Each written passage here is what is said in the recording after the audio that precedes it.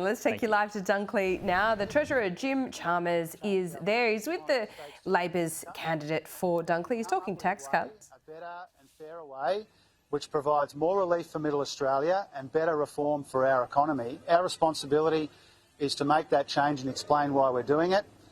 Communities like this one, but not just this one, are the primary motivator for that, because people are under cost of living pressure, not just here but around Australia, and we want to do something about it. Treasurer, your mentor, Wayne Swan, wanted cuts similar to Stage 3 in the 2008-09 budget. Now, in those budget papers, it included an aspiration to drop the tax rate, top tax rate, to 40%, also reduce the number of tax brackets from 4 to 3. Why are you now going so far in the other direction? Well, we're talking here about something that was said 16 years ago, half a dozen Prime Ministers ago, probably half a dozen Treasurers ago. A lot's changed in the economy and in the tax system since then. And one of the reasons that we've come to this view is because we've found a way to carefully calibrate the tax system to align with the pressures that people are facing and also the needs of the budget and the economy. And I don't think anybody really expects us to implement policies or directions which were indicated 16 years and half a dozen Prime Ministers ago. A lot's changed since then.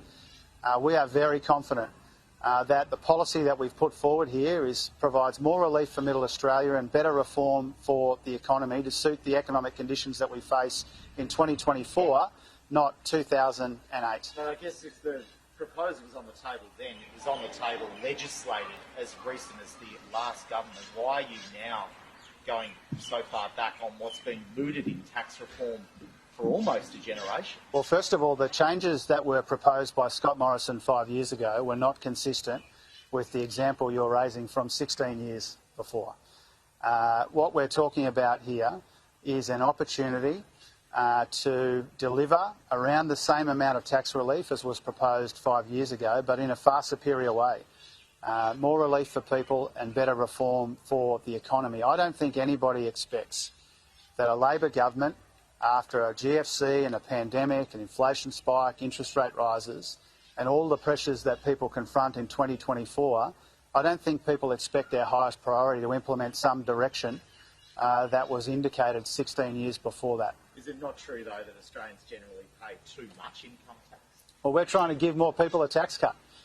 We're trying to get average tax rates down in this budget and this economy. And what we need to recognise here is that there is more than one way to return bracket creep, and there's more than one way to reform the tax system.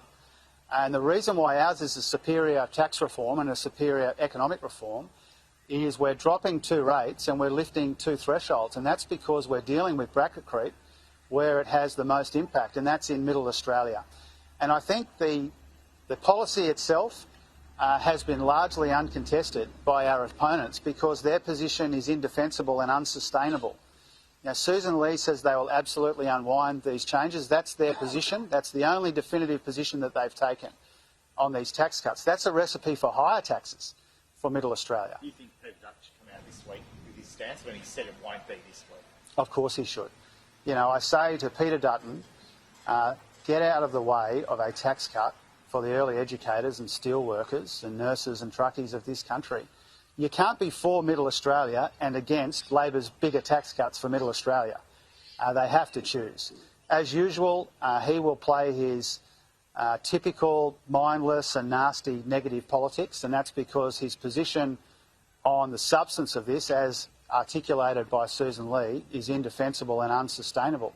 And you see from the figures released today in their own communities, they are diabolically out of touch with Middle Australia and with their own communities. The communities that they are supposed to represent stand to be among the biggest beneficiaries of what we are proposing here.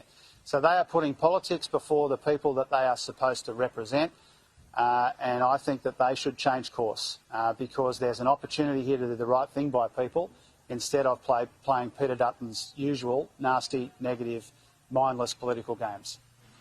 Treasurer Macklin King has told Japanese business leaders that Australia will remain a very strong supporter of the gas export industry for many years to come. How does that square with Australia's climate change ambitions? Well, we've made it very clear. I've made it clear, Madeline has, Foreign Minister, Trade Minister, Prime Minister, to our Japanese friends and other friends in the region, that we intend to continue. Okay, that's why we leave Jim Chalmers, a substantive focus of that media conference being tax cuts, of course, describing what the coalition put forward in stage 3 tax cuts as indefensible and unsustainable. So that's a step forward there from Jim Chalmers on the architecture put forward and legislated by Parliament under the previous government.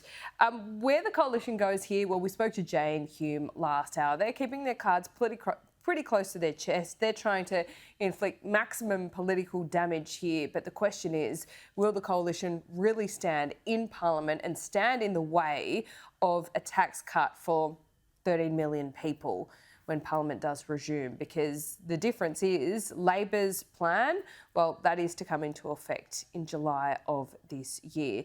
Dunkley, of course, will be a good litmus test where Jim Chalmers is this morning.